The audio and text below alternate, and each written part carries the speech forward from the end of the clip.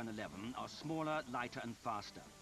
The F-111's distinctive swing wings move automatically to the best position, backwards, the maximum angle of sweep for high-speed flight, and extended almost straight out sideways for slow flight and landings. Pilots from Cannon Air Force Base in New Mexico flew F-111s during the Gulf War and were assigned some difficult missions. Colonel Gale Larson.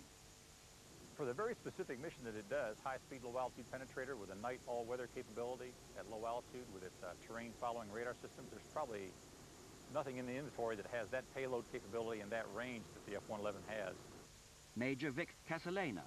The F-111 has the ability to sweep its wings back, and what this does is the faster you go, the more you can sweep your wings back, and you can get to speeds on the deck in excess of 1.3 times the speed of sound. And this gave me great confidence because nobody's really going to catch you.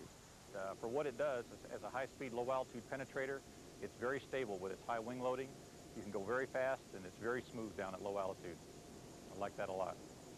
The aircraft is designed to do that. It's fully within the capability of the aircraft. In fact, we can fly with a terrain-following radar system from 200 feet AGL above the ground to 1,000 feet above the ground. And finally, we also have precision-guided bombs.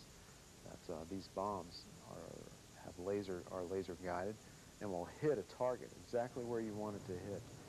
Other bombs that we have the TV camera in the front of the bomb, and I actually had my weapons system officer say he was going to put it through a window that was 3 foot by 3 foot, and that's exactly what he did. It doesn't get any better than that. Colonel Larson remembers his first Gulf War sortie very clearly. Flew the aircraft in Desert Storm for the whole course of the war. Probably the most significant sortie was the first night when we flew for 7 hours.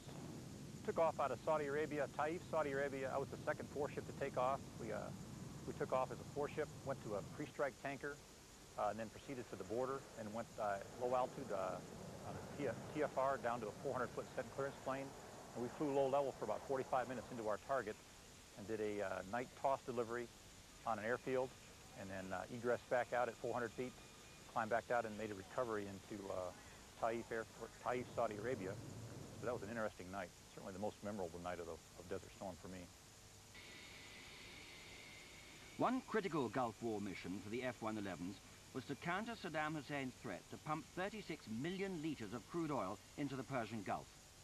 Major Rick Walker, with 27 Desert Storm missions, flew on that nighttime attack. It was decided that somehow that had to be stopped, but the only way they could think to do it was to destroy the pumps which pump the oil from the storage tanks out into the Gulf. Numbers 1 and 2 of the 4-ship were going to guide the weapon, and 3 and 4 were the ones to deliver. Each was going to deliver 1 bomb. I was the number 4 aircraft. We got 4 aircraft to the target.